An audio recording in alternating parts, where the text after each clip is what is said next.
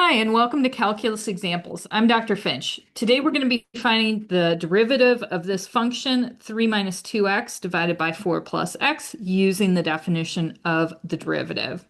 So when we're working with the definition of the derivative, that's a key term to say that we need a limit. And because we're not finding the derivative at a specific point, we're going to use our definition that includes h going to 0. So this is f of x plus h minus f of x all over h. All right, so there's our definition of a derivative straight out of the textbook. Now we're going to do is we are going to take our information here, our function, and we're going to plug that in. So first of all, we are going to take, and in the first term on our numerator, you see we have an x plus h. So everywhere we saw an x in our original function, we're going to pop in an x plus h.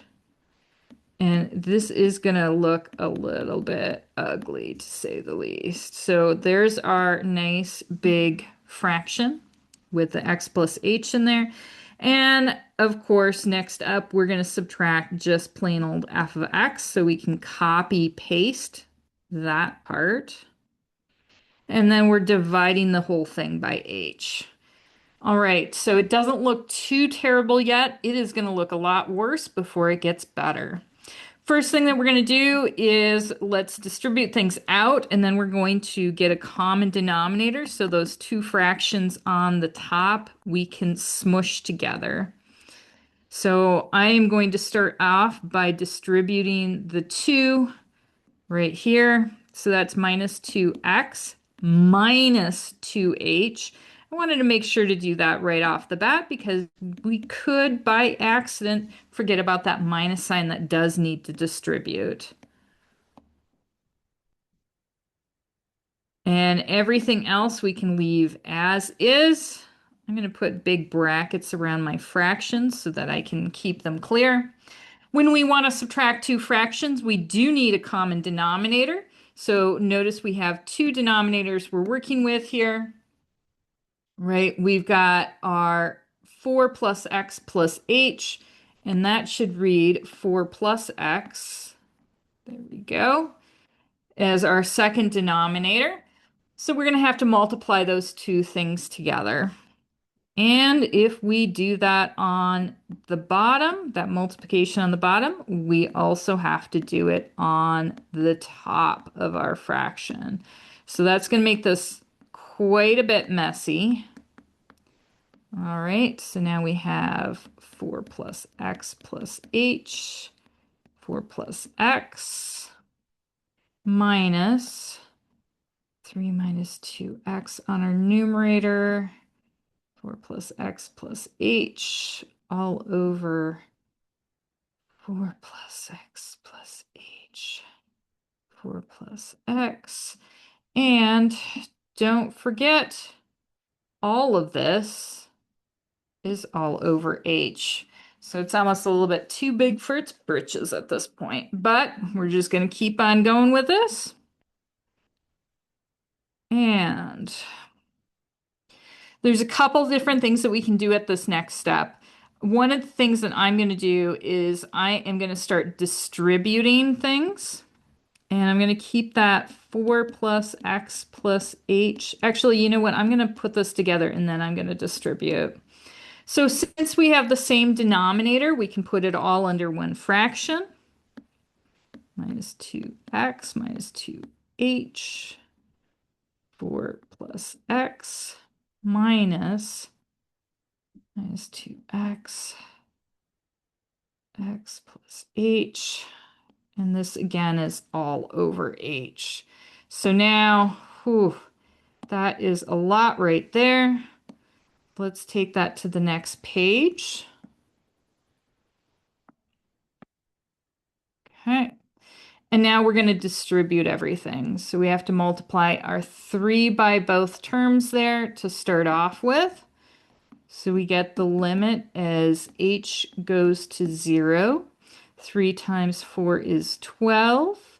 And then we have plus 3x All right, and now we multiply our 2x by both terms.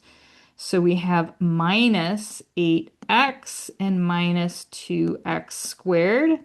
And last but not least, we multiply both terms by a negative 2h. So minus 8h and minus 2xh. So that is the first chunk right there. Let's see if we can get the second one to stay inside our parentheses. And I'm going to actually put big parentheses here as well because let's do our distribution and then let's distribute that negative sign in front. So we don't want to do too much at a time. Otherwise, things just get too complicated and sometimes things get left out. So 3 times 4 is 12. We have plus 3x plus 3h. And then we distribute our 2x across to everything. So we have minus 8x minus 2x squared minus 2xh. And that is all over our 4 plus x plus h times 4 plus x. And that is all over h. Whew, that really does look nasty, doesn't it? Although they're kind of fun sometimes, I think.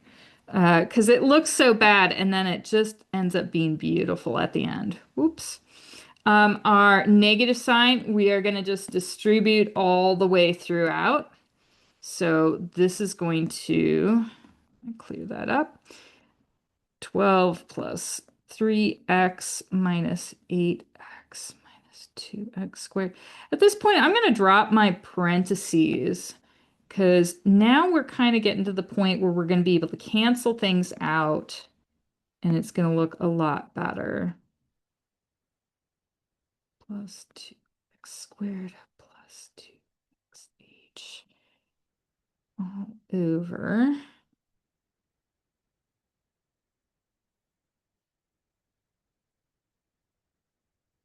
All over h.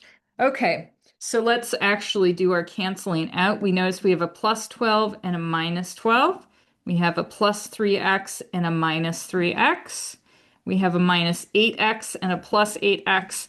You could have smushed them together, but you know, and for the first term, right, we could have put these two together and gotten minus 5x, but it's like extra work at this point, so let's not even bother. Plus and minus 2x squared and minus 2xh plus 2xh. Oh, that's a lot. That looks so much nicer, doesn't it? So now we have our limit as h goes to 0, minus 8h minus 3h. And I know I'm doing this as an extra step.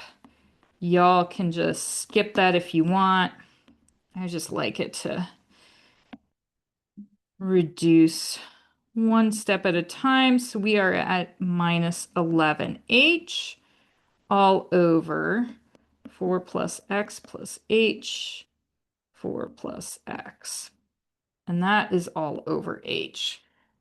Okay, here's where I'm going to put a couple more parentheses in because it feels like we just have all these weird division lines and it's strange to look at and see two division lines like this.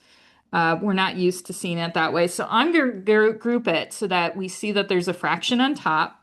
And then I'm going to group it so that we have a fraction on bottom. And I know you're looking at it saying, well, it's just an h. It's not really a fraction. No, it isn't, but it is, right? Every fraction, every number is the same thing as that number over 1. So we can write everything as a fraction. And here's the one thing that I think is important for everybody to remember is if we have a over b divided by c over d, instead of writing this as a division problem, we write it as a multiplication problem. So this is a over b and then flip it. Get the opposite operation. So instead of division, we are multiplying and then we flip the bottom. So instead of c over d, we're looking at d over c. We're going to do the same thing with our limit right here. So we're going to take the limit as h goes to 0, negative 11h all over 4 plus x plus h times 4 plus x. And we are going to multiply. We're going to flip that. So we have times 1 over h. And now, since it's multiplication, we can cancel those h's, which, oh my gosh, looks so lovely. We don't even need to get to the next page on this. I'm going to write this out in 2 more steps. So first of all, I'll write it without the h's anymore. Plus x. There we go. And now that we are at this step, notice we can let h just drift off towards 0, and it's not actually going to break anything in our limit. So we have negative 11 over 4 plus x times 4 plus x. In other words, negative 11 over 4 plus x quantity squared. And if you'll remember, when you take the derivative of a fraction, a lot of times you use that division rule, and we end up with our denominator squared. So that tells us we're on the right track here. All right. Thank you all for listening.